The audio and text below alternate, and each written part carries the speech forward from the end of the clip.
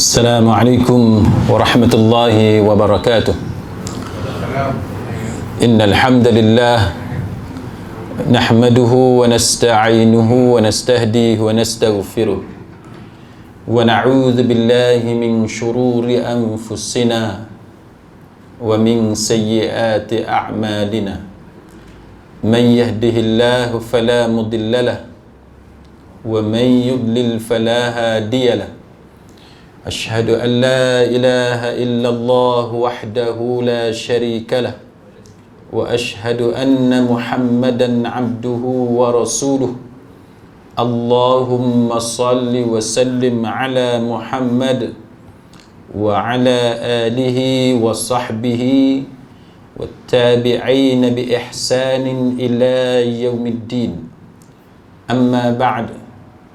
Rabbi syarah li sadri, wahai Tuhanku, lapangkanlah dadaku ini, wa yassir li amri, dan permudahkanlah urusanku, wahlul 'uqdatan min lisani, dan uraikanlah kekeluhan lidahku, yafqahu qawli, supaya mereka memahami kata-kataku ini.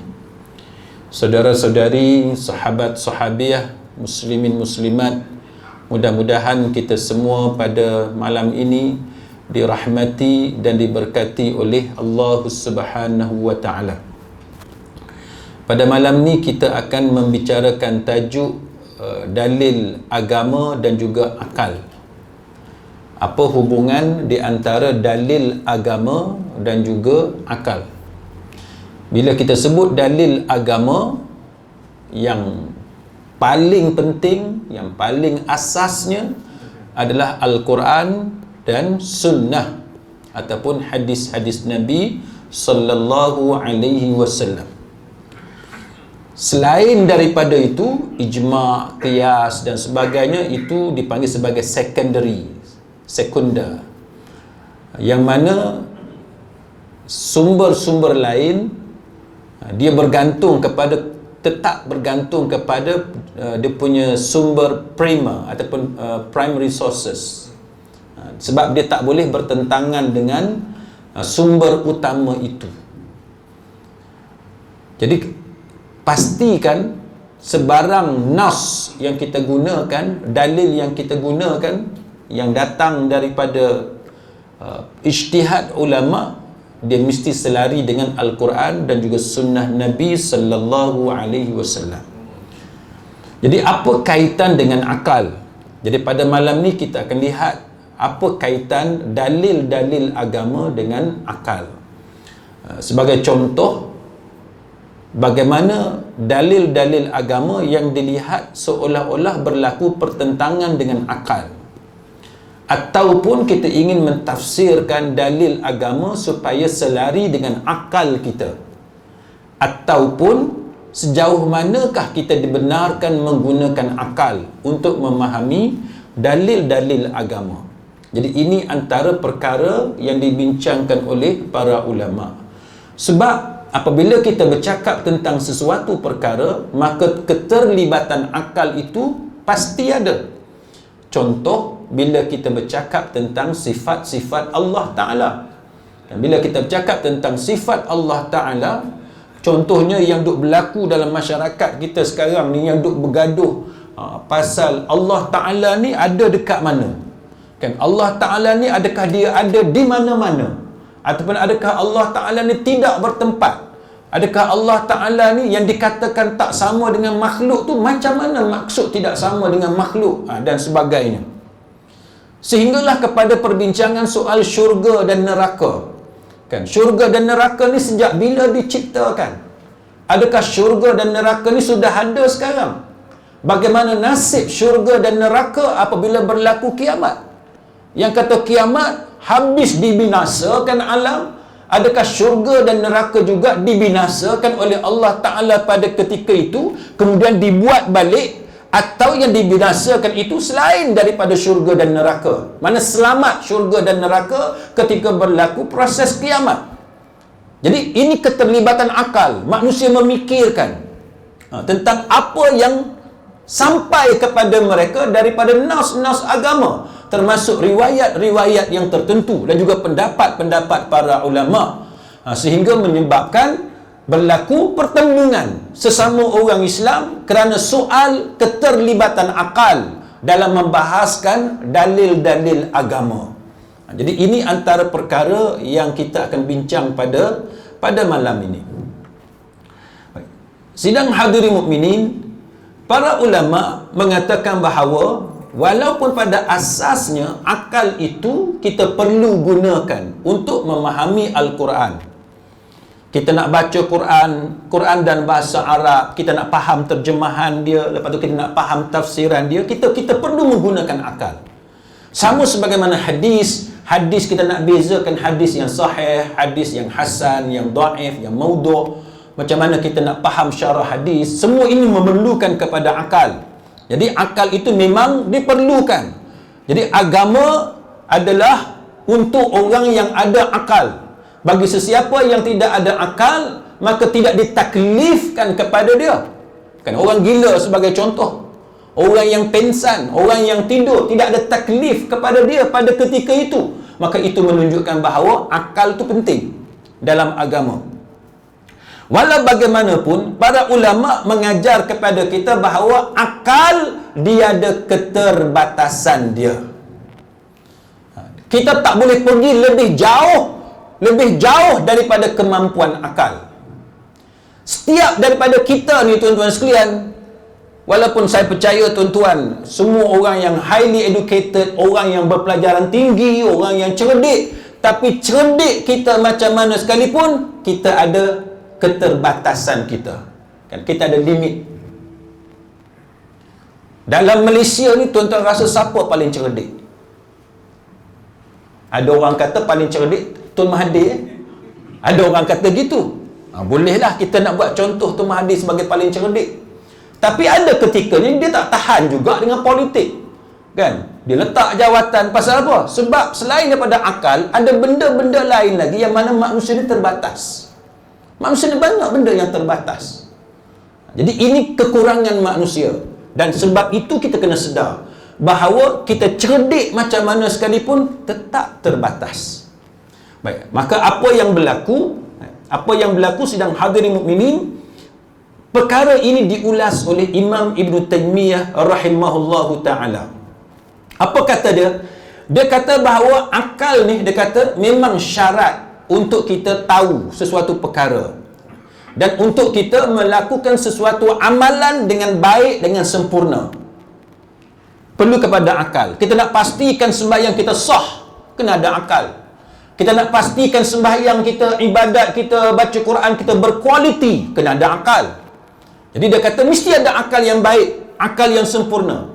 Akal juga dia berperanan untuk menyempurnakan ilmu dan amalan kita. Tapi dia kata akal tu sendiri dia tak boleh ada seorang-seorang dia. Dia tetap bergantung kepada benda lain. Maka antaranya ialah, dia kata sebagai contoh, sebagaimana mata kita. Mata tuan-tuan, pandangan paling bagus macam mana sekalipun, tak perlu kepada cermin mata, tak perlu kepada kanta, tak perlu kepada contact lens, tak perlu kepada pembedahan. Memang perfect 100%. Tapi mata yang sihat 100% sekalipun, kalau gelap dia tak nampak. Kalau gelap tak nampak. Itu mata kita manusia lah. Jangan cakap pasal mata binatang yang tertentu dalam hutan tu. Kita cakap tentang mata kita. Perfect macam mana sekalipun. Kan? 100%. Tak ada defect. Tapi bila mata manusia, dia tetap perlu kepada cahaya. Itu contoh yang Imam Ibn Taymiyah dia nak cerita kepada kita bahawa bagus macam mana sekalipun, dia tetap perlu kepada cahaya mata ni. Maka akal kita pun macam tu. Bagus macam mana sekalipun akal kita, dia tetap perlu kepada benda lain untuk pandu dia. Kan? Untuk pandu dia. Maka Imam Ibn Taymiyah kata, sebagaimana mata dia perlukan kepada cahaya untuk melihat, maka akal dia perlu kepada cahaya keimanan, dia perlu kepada Al-Quran. Maka barulah mata itu dapat, maka barulah akal itu dia dapat berperanan sebagaimana mata boleh melihat jikalau ada cahaya. Itu yang disebut oleh Imam Ibn Taymiyah rahimahullahu ta'ala. Tiba-tiba, dia ada tiba-tiba. Dunia kita hari ni tuan-tuan, kita bertembung, berlaku pertembungan. Orang Islam dengan orang bukan Islam. Orang Islam agama dia, orang bukan Islam masing-masing ada agama dia. Berlaku pertembungan. Dan pertembungan itu kalau tak dapat dikawal, kita boleh tengok di negara-negara tertentu sampai tahap berlaku pembunuhan, penyembelihan dan sebagainya. Kita banyaklah tahu cerita pasal Bosnia Herzegovina kan, apa yang berlaku di negara-negara tertentu kerana berbeza agama, maka manusia dibunuh, terutamanya orang-orang Islam dibunuh. Dan bila kita bercakap sesama orang Islam pun berlaku benda-benda macam ni. Sama-sama orang Islam, sama-sama baca Quran, sampai tahap yang melampau ni menghalalkan darah musuh dia, walaupun musuh dia tu orang Islam. Kerana apa? Kerana akal bila tidak dikawal, dipandu, dipimpin oleh hidayah, dia akan jadi benda-benda yang macam tu. Maka antara perkara kan, yang diberikan contoh kepada kita berkenaan dengan akal dan juga nafs agama. Contohnya bila orang-orang awam kan, dia tanya sesuatu masalah, sesuatu isu kepada ulama, maka macam-macamlah jawapan kan. Ada yang jawapan tu sama, tuan-tuan tanya Ustaz A, jawapan Ustaz A dengan Ustaz B sama. Ada ketikanya jawapan Ustaz A dengan jawapan Ustaz B lain. Tanya Tok Guru A dengan Tok Guru B sama. Ada ketikanya jawapan Tok Guru A dengan Tok Guru B lain, berbeza. Ini kerana masalah akal tadi. Lalu dalam satu ketika Imam Ahmad bin Hanbal kan, Imam Ahmad, ada orang tanya dekat dia, dan dia jawab kan, dia jawab dengan jawapan yang berbeza dengan jawapan ulama lain. Lalu dia kata apa? Dekat orang yang bertanya, dia kata, aku telah tunjukkan kepada engkau, kepada ulama itu. Seharusnya dia kata, engkau ambil pendapat aku dan bukan pendapat ulama tadi. Maka orang tak akan kata, engkau memang telah menunjukkan kepada aku, kepada ulama itu. Engkau menyuruh aku untuk mengikuti ulama tadi, namun bukan untuk mengikuti pendapatmu. Jikalau aku mengikuti petunjukmu bahawa ulama tadi adalah tempat untuk bertanya, hal ini bukan berarti aku harus sesuai denganmu dalam setiap apa yang engkau katakan. Jikalau engkau keliru dan menyelisihi ulama tadi, sedangkan dia lebih berilmu daripada kamu, maka kekeliruan kamu pada ketika itu tidaklah membuat cacat kepada ilmu kamu bahawa dia adalah seorang ulama. Tuan-tuan, bila kita bagi pendapat dan pendapat kita tu berbeza dengan pendapat orang lain, berbeza, tak sama, maka apabila tidak sama, mungkin dia betul dan mungkin kita salah, dan begitulah sebaliknya. Tetapi apa yang hendak diberitahu di sini ialah kesilapan yang kita buat itu tidaklah mencacatkan ilmu kita. Sebab setiap orang dia ada limit dia masing-masing. Dia ada keterbatasan dia masing-masing. Dia cerdik macam mana sekalipun, dia pandai macam mana sekalipun, akal dia tetap terbatas. Dia takkan sempurna. Jadi ini antara perkara yang perlu kita faham. Maka Imam Ibn Taymiyah dia kata lagi, dia kata, jikalau seseorang itu mengetahui dengan akalnya bahawa ini adalah Rasulullah sallallahu alaihi wasallam, kemudian ada berita daripada Rasulullah sallallahu alaihi wasallam, ternyata berita itu berbeza dengan akal dia, maka pada ketika itu akal hendaklah patuh, tunduk. Akal hendaklah menyelesaikan perselisihan ini dengan menyerahkan pada orang yang lebih tahu daripadanya, iaitu berdasarkan kepada berita Rasulullah sallallahu alaihi wasallam. Contoh tuan-tuan, kita di hospital, ada benda yang kita tak setuju dengan doktor. Tanya doktor A, Kita rasa apa yang Dr. A cakap tak sesuai dengan kita. Kita pun tanya Dr. B. Dr. B pun jawab benda yang sama dengan Dr. A. Dua-dua ni doktor, dua-dua ni pakar. Kita bukan doktor. Kita tidak ada ilmu dalam bidang perubatan. Maka pada ketika itu kita nak percaya kat siapa? Kita nak percaya kat siapa? Tuan-tuan, minta maaf kalau saya sebut, dalam masyarakat kita hari ini ada sebilangan kecil, bukan ramai lah, tapi ada sebilangan ahli masyarakat kita. Dia tanya Dr. A, pakar ni, spesialis, dia tak puas hati dengan pendapat pakar A, dia pergi cari pakar B pula, dia rasa tak puas hati pula, dia pergi tanya Tok Bomo Kampung. Dia pergi tanya Tok Bomo Kampung, dan apa yang Tok Bomo Kampung tu jawab, dia rasa betul hak tu. Dia sebetul yang tu, dan dia ikut apa yang Tok Bomo tu cakap, dan dia tinggal dua-dua pendapat doktor tadi, spesialis tadi. Padahal betul dah, dia tak puas hati dengan pendapat pertama, dia dapatkan second opinion, pendapat yang kedua kan. Betul dah tu. Tapi dia rasa salah juga doktor tu. Tanya yang ketiga, adik-beradik doktor dan sebagainya, tak puas hati juga. Last kali tanya Tok Bomo, dan dia ikut kata Tok Bomo. Hak ni kesilapan manusia. Sebab dia tak boleh ajar kepada akal dia supaya percaya kepada orang yang lebih berilmu. Kita tak nafi tuan-tuan, doktor mungkin silap, tapi kalau second opinion, third opinion, kan, fourth opinion, semua doktor kata sama, tiba-tiba hang nak pergi pakai pendapat Tok Bomo Kampung, hak ni benda yang paling pelik. Jadi kita kena paksa akal kita ni supaya tunduk kepada kebijaksanaan orang lain. Itu yang dimaksudkan oleh Imam Ibn Taymiyah rahimahullahu ta'ala. Kita tak setuju macam mana sekalipun, kita kena akui keterbatasan akal kita. Maka pada ketika itu, dia kata, tidak boleh akal kita biarkan dia rasa dia lebih pandai daripada apa yang disampaikan oleh Nabi sallallahu alaihi wasallam. Tak boleh. Sebab dalam bab berita-berita gaib, dalam bab agama, dalam bab akidah, dalam bab syariat, kita mesti mendahulukan apa yang datang daripada Nabi sallallahu alaihi wasallam. Sebab apa? Kerana akal manusia ni memang kita tahu dia ada kekurangan kalau nak banding dengan hadis-hadis ataupun sunnah yang datang daripada Nabi sallallahu alaihi wasallam.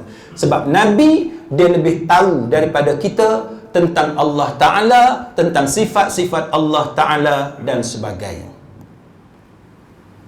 Kita tengok satu contoh, tuan-tuan sekalian. Dalam negara kita, yang selalu duduk bincang ni, duduk jadi sensitif apa semua ni, pasal Aina Allah, di mana Allah? Ni benda yang sensitif, tuan-tuan. Benda yang sensitif. Kita ada macam-macam aliran tentang soal ni. Ada yang kata Allah di langit, Allah di atas, di arash, kan? Ada yang kata Allah tidak bertempat, ada yang kata Allah di mana-mana, macam-macam. Baik. Jadi tuan-tuan sekalian, kalau kita tengok kepada ungkapan-ungkapan macam ni, saya duk buka tengok website Nahdlatul Ulama Indonesia.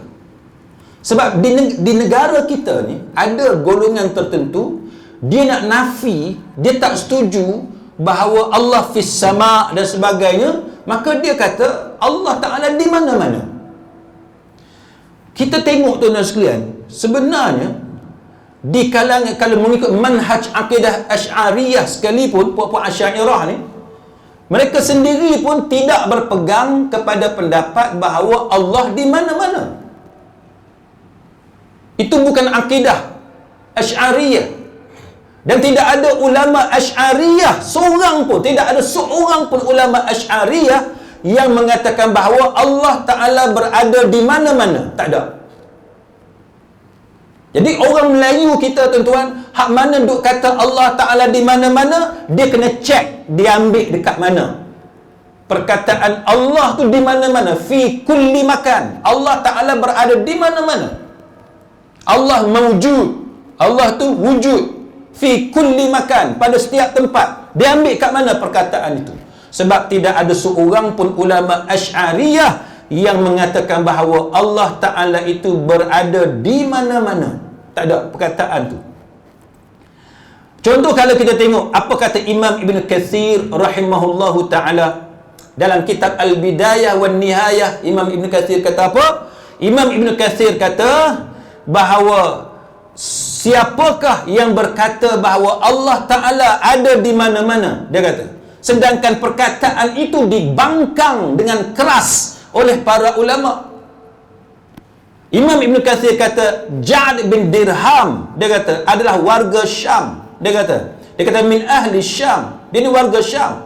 Guru dia Jahm bin Safwan, yang kepadanya dinisbahkan puak yang bernama Jahmiyah.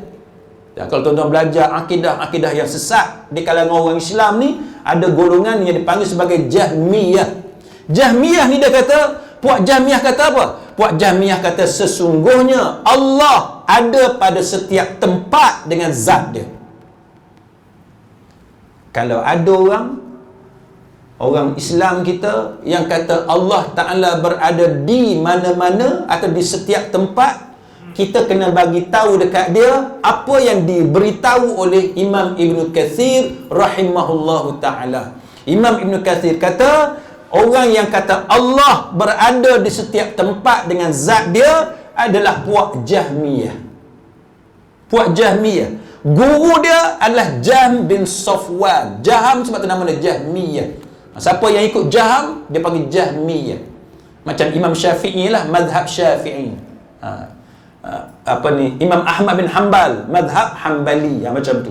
Dinisbahkan kepada nama Jahm bin Safwan, maka siapa yang ikut Jahm bin Safwan dipanggil Jahmiyah. Puak Jahmiyah ni kata Allah berada di setiap tempat dengan zat dia. Jadi kita orang Islam, kita tak boleh pakai akidah yang macam ni. Kita tak boleh pakai. Sebab apa? Sebab Imam Ibn Abdul Bar sebagai contoh, dia kata annallaha azza wa jalla fis sama' 'alal 'arsy. Dia kata sesungguhnya Allah Ta'ala di langit, di atas arasy, di atas 7 lapis langit, seperti yang dikatakan oleh jamaah ulama. Kita nak fikir benda-benda macam ni, tuan-tuan. Nak fikir. Kita nak fikir macam mana? Sedangkan benda yang atas dunia pun kita tak mampu nak fikir. Tuan-tuan pernah ada masalah dengan anak masing-masing? Ada masalah dengan anak? Ke anak tuan-tuan ni semua okey? Kami okey Ustaz, steady anak kami semua tarbiyah elok lagu tu lah.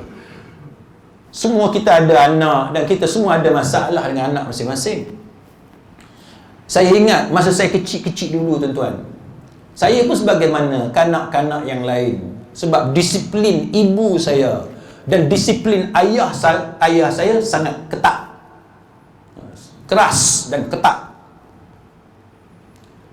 Dan ibu saya, dia tahu bahawa saya tak puas hati. Masa saya kecil-kecil dulu, dia tahu saya tak puas hati. Walaupun saya tak pernah memberontak, tak pernah lari daripada rumah, tapi dia tahu kita ni nampak macam tak setuju dengan suruhan-suruhan dia. Apa dia kata? Dia kata kalau kamu nanti dah besar, dah kahwin, masing-masing dah ada anak, tahulah kenapa mak buat macam ni, ayah buat macam ni. Betul tak? Kita, tuan-tuan, zaman kita kecil dulu, kita selalu memberontak. Nak main padang tak boleh, nak berkawan dengan budak kampung tak boleh, kan? Hari cuti pun, kalau bagi kita hari cuti, kita nak main lah. Oh, tak boleh. Boleh main sejam je. Waktu lain kena baca Quran, kena buat kerja sekolah. Kita tak puas hati. Dengan disiplin-disiplin yang ada kat rumah tu, kita rasa ketat. Kita rasa ketat. Bila saya darjah 6, tuan-tuan sekalian, nak masuk form 1, saya bernazar. Ni saya cerita kat mak saya bernazar. Masa darjah 6, saya bernazar dah. Periksa darjah 5, penilaian darjah 5 kan, zaman tu. Siapa yang cemerlang penilaian darjah 5, nanti bila kita masuk darjah 6, habis darjah 6, kerajaan akan hantar ke sekolah asrama penuh. Sekolah asrama penuh. Ni nak cerita benda nakal masa kita kecil dulu. Tapi nakal pun nakal beragama lah juga. Saya bernazar apa, tuan-tuan? Saya bernazar Kalau saya dapat sekolah asrama penuh di Sabah, Sarawak, di Sabah dan Sarawak, saya nak puasa straight seminggu. Soalan dia pasal apa? Saya cerita benda ni tuan-tuan kepada anak-anak saya sekarang. Saya cerita kepada anak saya sekarang. Betapa bodohnya ayah ni zaman kecil-kecil dulu. Kita budak, kita tak puas hati dengan ayah kita, tak puas hati dengan mak kita. Tapi sebab kita budak baik, kita tak adalah lawan dia. Cuma kita dalam hati kita ni, kalau aku dapat asrama jauh, aku nak puasa seminggu.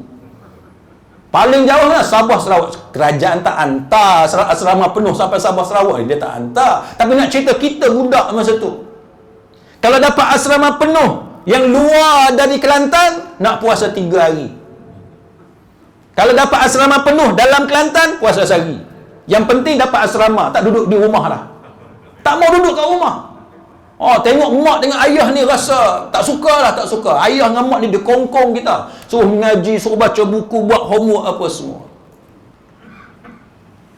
Dapat Terengganu, kena puasa 3 hari. Dapat sekolah sains di Terengganu, kena puasa 3 hari. Puasa 3 hari. Sekarang tuan-tuan, sekarang umur saya dah 50.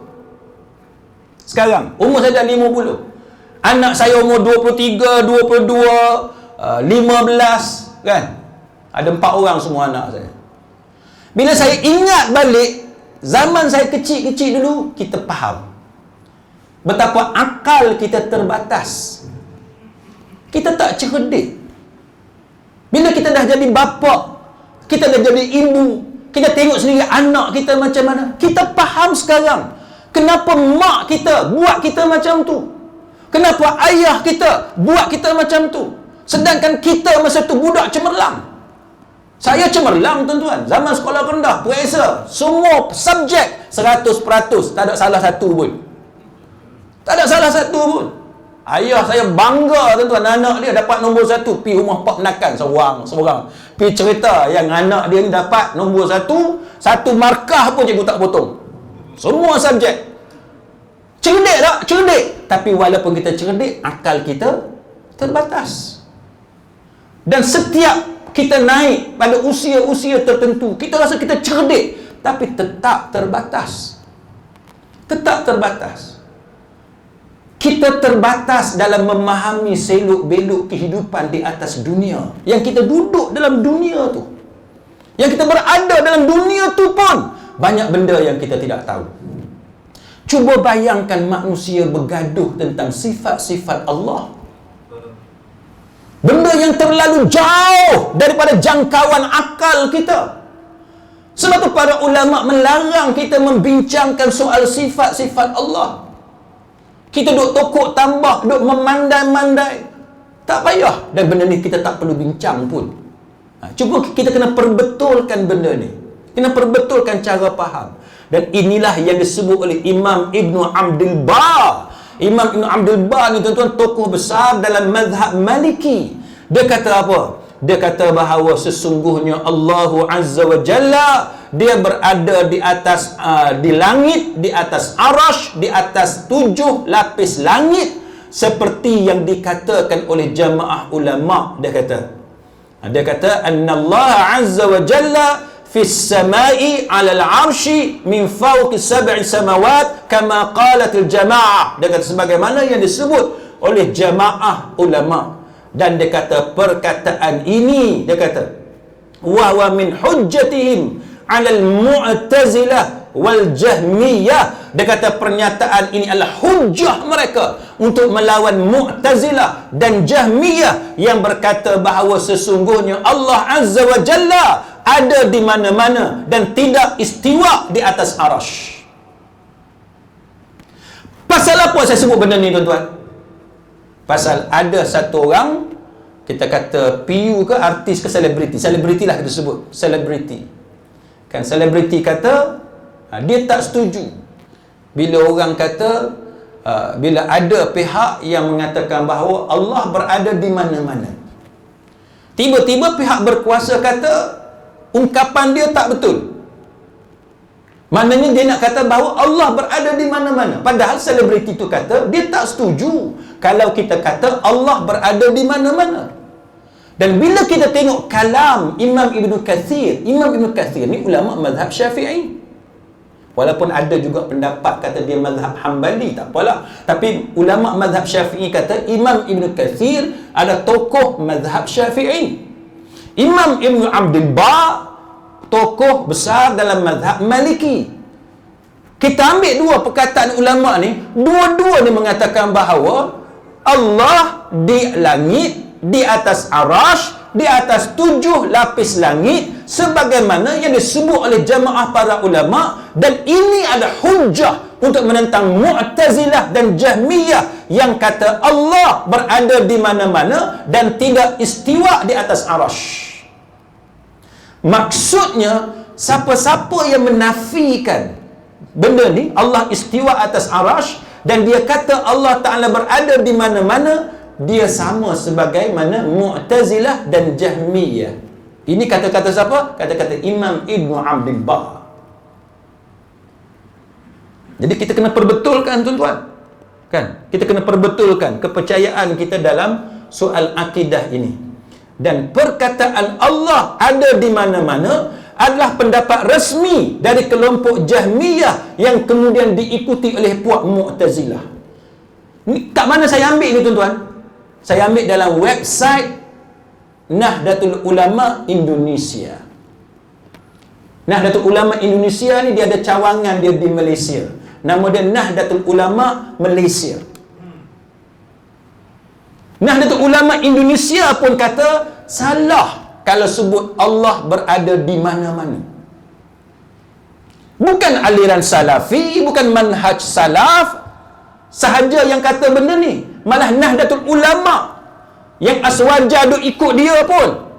Kan, yang kita kata Nahdlatul Ulama Malaysia duk ikut Nahdlatul Ulama Indonesia pun, mereka turut mengatakan bahawa salah, tak boleh kata Allah berada di mana-mana. Tak boleh. Sebab kalau kita kata Allah Ta'ala berada di mana-mana, bermakna kita telah sama dengan puak Mu'tazilah dan Jahmiyah.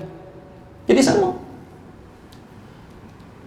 Tuan-tuan nak tahu, Jahmiyah ni dia punya apa kita kata asal usul dia, tok guru dia. Atas sekali Jaham bin Safwan, dia mati pada tahun 128 Hijriah. Yang kedua tu Ja'ad bin Dirham, dia mati pada tahun 124 Hijriah. Lepas tu Aban bin Sam'an, dia mati pada tahun 119 Hijriah. Lepas tu Talut, lepas tu Labid bin A'sam, Yahudi yang menyihir Nabi. Ni dia punya asal usul dia. Yahudi hak sihir ke Nabi, nama dia Labid bin Al-A'sam, dia pun duduk dalam tu juga. Sebab tu kita kena pastikan bahawa kita tak terikut-ikut dengan kumpulan yang macam ni. Kita tak mau terikut-ikut dengan kumpulan macam ni. Dan apa kata Imam Ibn Qayyim Al-Jauziyah terhadap puak Jahmiyah ni yang kata Allah Ta'ala berada di mana-mana? Imam Ibn Qayyim kata puak Jahmiyah ni dia mulai muncul di hujung zaman puak tabi'in. Hujung zaman tabi'in tu dia mulai muncul puak ni. Dan mereka ni antara golongan yang pertama, dia menentang wahyu Allah. Apa sahaja yang berkaitan dengan wahyu Allah, dia akan lawan menggunakan logik akal. Sebab tu kita tak boleh, kan, kita tak boleh nak kata akal kita betul, Quran tu salah. Tak boleh. Kita tak boleh kata akal kita betul, kita tak boleh kata akal kita betul, hadis tu salah. Tak boleh. Sebagaimana yang saya sebut tadi, kita tak boleh bila masuk hospital, Dr. A salah, pakar B salah, semua spesialis salah, hak betulnya Tok Bomo dekat kampung. Satu orang, tuan-tuan sekalian, dia cerita dekat saya macam mana ahli keluarga dia kena breast cancer. Bila kena breast cancer, dia kena pergi hospital. Pergi hospital, tuan-tuan sekalian, dia kena apa dia panggil rawatan kanser tu? Kemo. Kena kemo. Kemo tahulah kan, boleh gugur rambut, sakit apa semua, dia rasa panas apa semua tu. dia tak tahan. Maka dia kata dia, ahli keluarga dia tadi, breast cancer tu, yang kena breast cancer, dia pergi berubat cara kampung. Dia kata baik cara kampung, dia kata. Dia kata baik cara kampung. Pasal apa? Tok Bomo dia baca ayat dekat air tu, sapu kat dada dia, sejuk je. Mak saya kata eloklah, Tok Bomo lelaki. Tok Bomo lelaki, sapu air pula dekat-dekat dada, elok, cantik lah lagu tu. Hak doktor kata semua tak elok, semua tak pakai, semua salah, semua tak betul. Hak betul ni Tok Bomo kampung. Yang tak mengaji, yang tak masuk universiti, yang tak belajar fakulti perubatan, hak tu kita percaya. Hak sekumpulan pakar ni di hospital kita tak percaya. Ini perangai manusia. Sebab apa? Dalam kepala dia pergi hospital sakit, tak tahan dengan rawatan. Tapi kalau berubat dengan buk Tok Bomo, oh sejuk, sedap, dia baca ayat, sapu air sejuk. Memanglah tuan-tuan, air memang dia ada rasa sejuk. Ini yang kata tahap pemikiran manusia yang kita tak boleh nak brain. Macam mana manusia dia boleh percaya kepada golongan yang, kita bukan nak memperendahkan orang, tapi secara logiknya macam mana dia boleh percaya kepada orang yang tak ada pengalaman, tak ada skill, tak ada ilmu. Dia ketepikan sekumpulan pakar yang daripada pelbagai bidang yang terlibat. Yang ni kita tak boleh nak faham. Maka berbalik kepada tadi, Imam Ibn Qayyim kata, puak ni lah, dia kata, yang mula-mula menggunakan akal. Dia lebihkan akal dia berbanding dengan wahyu. Dan dia kata, walaupun mereka ni puak minoriti, mereka ni terhina dan dicela di kalangan ahli sunnah wal jamaah. Walaupun mereka ni tak ramai, mereka ni minoriti, orang lain majoriti, tapi mereka ni berani bangkit menentang wahyu dengan menggunakan akal fikiran. Sehinggalah tuan-tuan sekalian, Allah Subhanahu wa taala mencabut kekuasaan Bani Umayyah dan mencerai-beraikan pemerintahan kerajaan Bani Umayyah dan menghancurkan sehancur-hancurnya. Jadi itu benda yang berlaku dalam sejarah, tuan-tuan sekalian. Benda yang berlaku dalam sejarah yang mana kita sebagai orang Islam, kita ni kena berhati-hati dengan golongan seperti ini, yang mana mereka ni tuan-tuan sekalian, mereka boleh guna apa sahaja cara untuk menyesatkan manusia. Dan antara ciri sesat puak Jahmiyah ini, mereka mengingkari ketinggian Allah di atas arash. Mereka tak setuju. Dan mereka menafikan istiwa. Mereka menafikan, dan mereka kata Quran adalah makhluk. Zaman kita sekarang ni boleh kata tak ada dah yang kata Quran sebagai makhluk. Dan mereka mengatakan Allah ada di mana-mana. Jadi siapa sekarang ni orang Islam yang kata Allah berada di mana-mana, dia menyamai dengan puak Jahmiyah. Yang tu yang kita kena hati-hati. Jadi tuan-tuan kena faham, bukan saja manhaj salaf tidak bersetuju dengan perkataan Allah di mana-mana, malah Nahdlatul Ulama Indonesia pun tak setuju dengan perkataan Allah berada di mana-mana. Jadi kita kena hati-hati. Baik, kemudian golongan ini mengatakan bahawa syurga dan neraka itu tidak kekal. Sedangkan kefahaman kita Ahlussunnah wal Jamaah, syurga dan neraka dia kekal. Allah Ta'ala dia masukkan kita dalam syurga kekal selama-lamanya.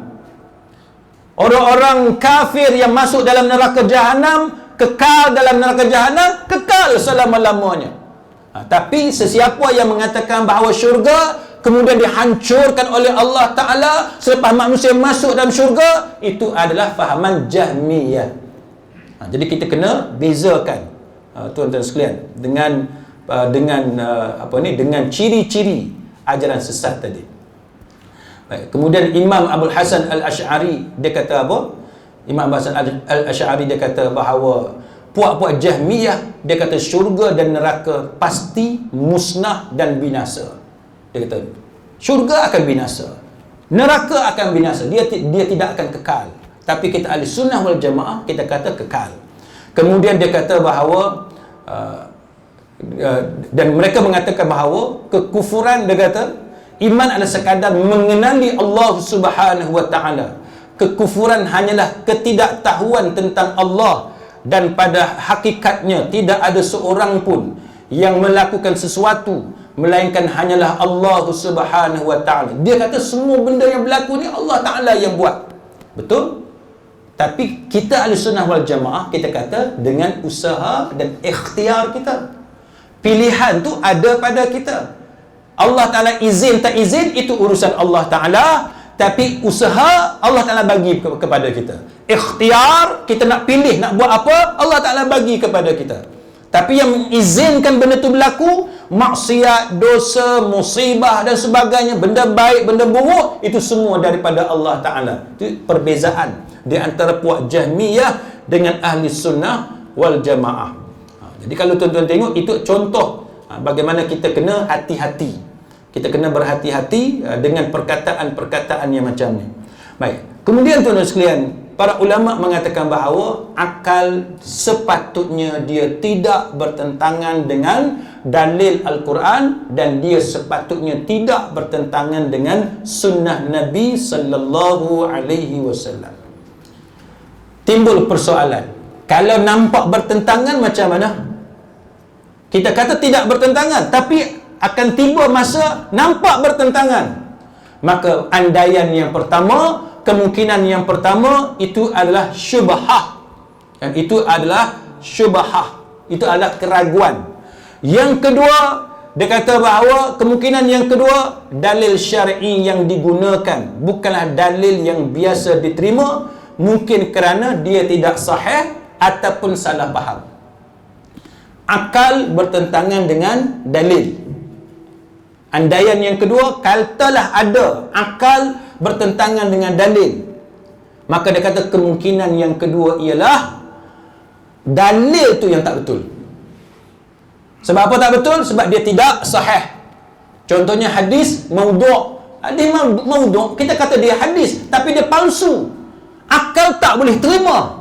Maka bila akal tak boleh terima, kita cek nas tersebut, hadis tadi, betul ke salah? Tengok dia palsu, patut pun. Ataupun dia dhaif jiddan, dia terlalu dhaif, patut pun sebab dia hadis yang terlalu dhaif. Ataupun ayat Quran, ini ayat Quran mana ada dhaif. Tengok, tafsiran tu salah, patutlah bertentangan dengan akal. Itu kemungkinan yang kedua. Sebab tu berlaku pertentangan.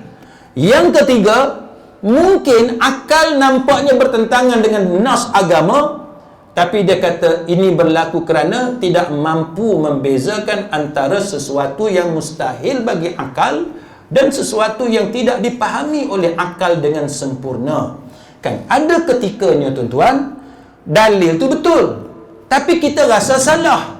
Puncanya apa? Kerana keterbatasan akal kita.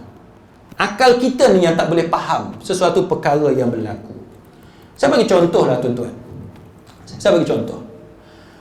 Bagi sesiapa yang duduk di Malaysia, yang tak pernah keluar dari Malaysia, tak pernah pergi overseas, dia tak tahu macam mana keadaan suasana hari yang lebih panjang, yang malam lebih pendek. Sebab dia tak tengok sendiri, dia tak rasa. Tapi bagi sesiapa yang pernah sampai di negara-negara tertentu, kan, yang maghrib dia dekat pukul 10 malam. Cuba bayang tuan-tuan, maghrib dekat 10 malam. Bila kita tengok sendiri, baru kita tahu, ini keadaan dia. Bagi setengah orang, dia suka sejuk, tapi dia tak rasa sendiri sejuk tu macam mana. Bila dia sampai sana, baru dia tahu sejuk tu macam mana. Saya dulu tuan-tuan, sebelum pergi UK, bukan tak pernah pergi overseas, kita biasa pergi overseas ni. Time winter kita pergi, time autumn, fall kita pergi, musim bunga spring kita pergi. Tapi pergi jalan dia tak sama dengan pergi bawa family hidup kat sana, dia lain.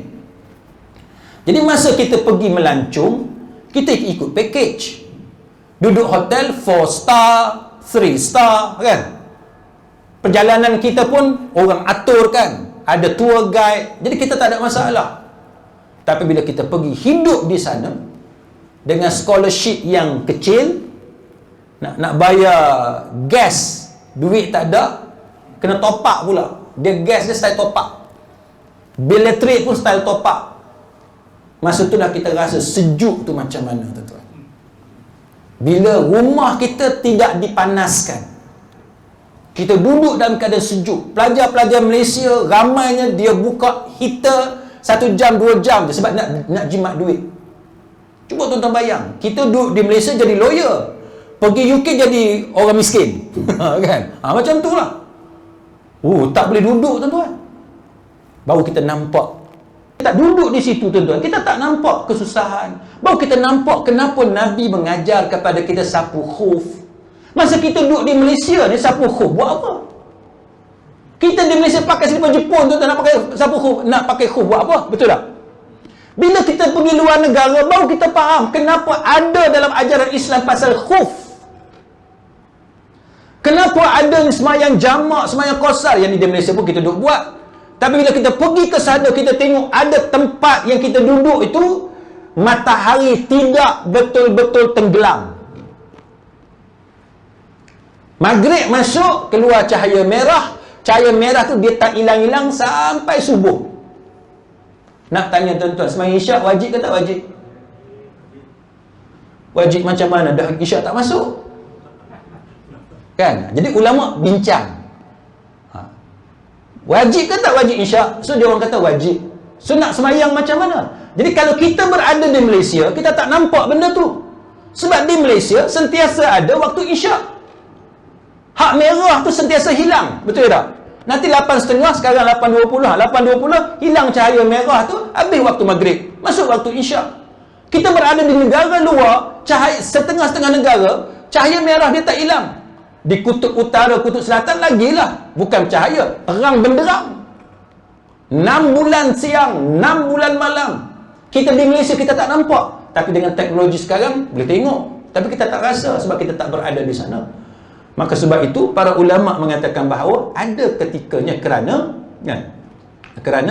keterbatasan akal tersebut. Maka kita ambil 1-2 contoh sebagai penghujung kuliah kita pada malam ni. Contoh yang pertama, tuan-tuan, contohnya seperti turunnya Allah ke langit dunia pada 1/3 malam yang akhir.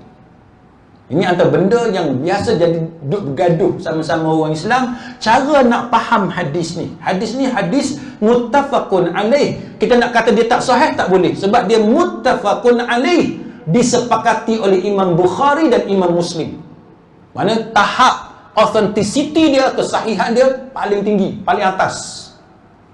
Apa kata Abu Hurairah? Abu Hurairah kata Rasulullah sallallahu alaihi wasallam bersabda, "Yanzilu Rabbuna tabaraka wa ta'ala kulla lailatin ila as-sama'id dunya hina yabqa thuluthul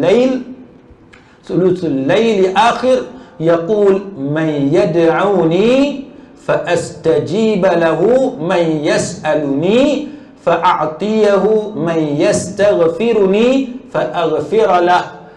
Nabi kata, Tuhan kita tabaraka wa ta'ala setiap malam turun ke langit dunia hingga saki baki 1/3 malam akhir, hingga kepada penghujung 1/3 malam yang akhir. Tuhan berkata, barang siapa yang berdoa kepadaku, maka akan aku kabulkan. Barang sesiapa yang meminta kepada aku, maka akan aku berikan. Barang sesiapa yang meminta ampun kepadaku, aku akan mengampuninya. Hadis ni kata Allah Ta'ala turun ke langit dunia. Setengah orang dia kata apa? Mana boleh Allah Ta'ala turun? Tak.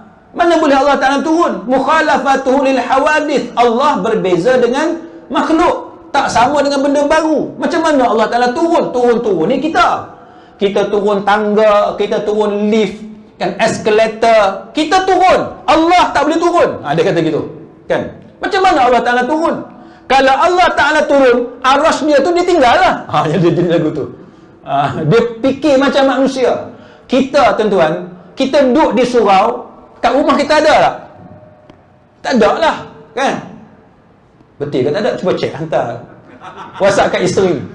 Tengok macam cerita, kan? Cerita yang Arkam tu. Almarhum apa ni, Ustaz Mukhtar ke apa cerita, saya tak ingat ada cerita tu. Kan? Dia keluar, isteri dia kata, abang balik, dia kata. Kan? Macam mana suami dia boleh ada kat rumah? Rupa-rupanya ada makhluk halus, ada jin. Kan? Benda-benda sihir apa semua ni tu benda biasa.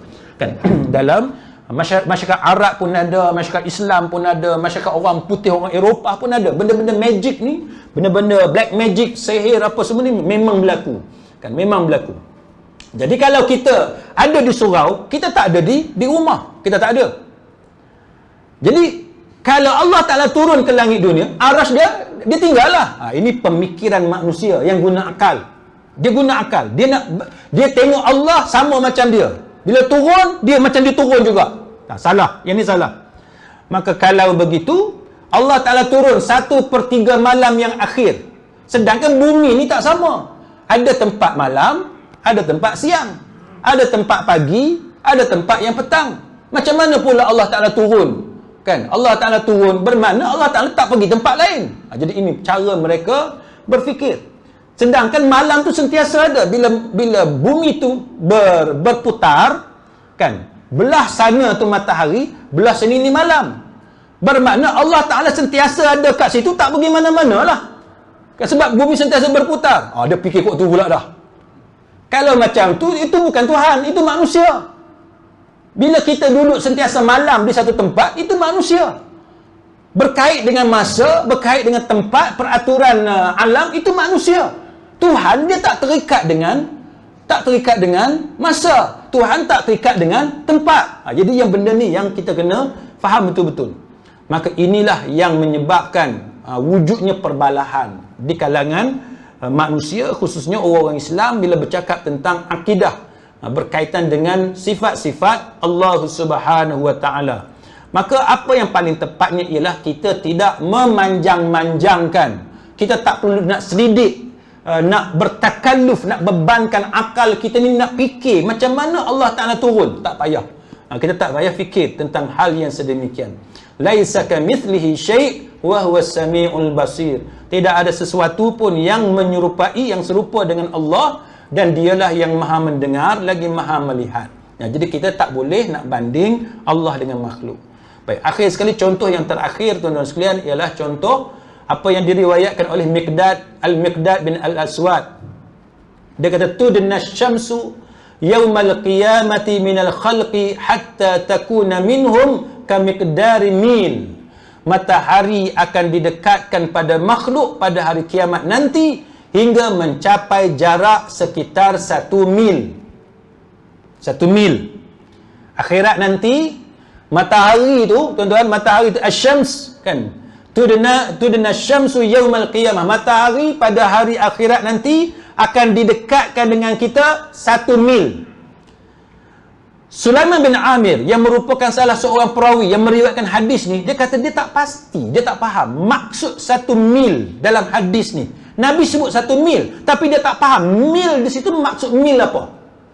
Adakah mil itu maksudnya 1 mil macam kita satu batu 1 kilometer, ataupun mil itu maksudnya 1 celak mata, mil juga istilah ni kan. Istilah mil tu merujuk kepada 1 batu 1 kilometer macam kita duduk faham tu ke, ataupun 1 celak mata tu. Mendekat lah. Kan? Dekat lah dengan kepala kita. Tapi matahari pun tuan-tuan, kalau 1 batu 1 kilometer pun dekat. Dia dekat. Dan dia punya suhu dia 6,000 Celsius. 6,000 Celsius. Kita kalau 100 Celsius pun tuan-tuan dah melecur dah. 100 Celsius dah melecur. Ni 6,000 Celsius. Maka kalau kita nak guna logik tuan-tuan sekalian, logik macam mana akhirat, matahari nak dekat dengan kepala kita dalam 6,000 Celsius, habislah terbakar semua.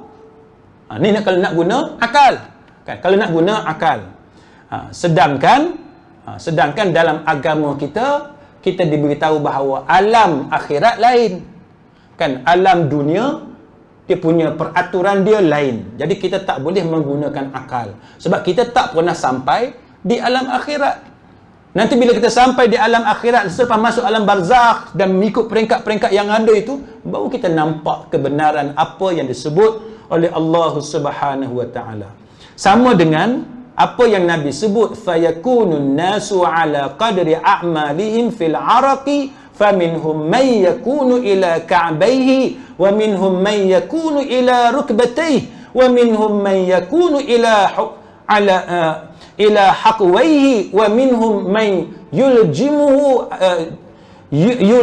al-'araqu iljama. Peluh manusia ni, keringat manusia ni, dia di akhirat nanti dia macam dia ikut amalan kita. Peluh ni. Ada di antara manusia yang peluh dia, keringat dia sampai dekat buku lali tu, dekat mata kaki, buku lali. Kan ada manusia yang peluh dia sampai dekat paha. Ada manusia yang peluh dia sampai dekat pinggang. Dan ada yang manusia yang tenggelam dengan peluh dia. Lepas tu tuan-tuan nak fikir, kalau orang tu dekat buku lali, baik aku pergi dekat buku lali dekat dia. Kan? Tuan-tuan tak nak fikir gitu. Sebab suasana akhirat dia bukan sama macam suasana atas dunia. Kita atas dunia tuan-tuan, dengan bulan pun lain dah. Graviti dekat dunia lain.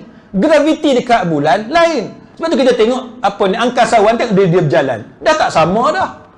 Kan? Udara kita di sini dengan keadaan di bulan lain. Kita ada udara, kita ada apa yang kita panggil sebagai oksigen dan sebagainya. Bulan dia lain. Itu hak paling dekat dengan kita tu tuan-tuan. Kita tak cerita planet lagi. Kita tak cerita bintang lagi. Kita tak cerita galaksi tempat lain lagi.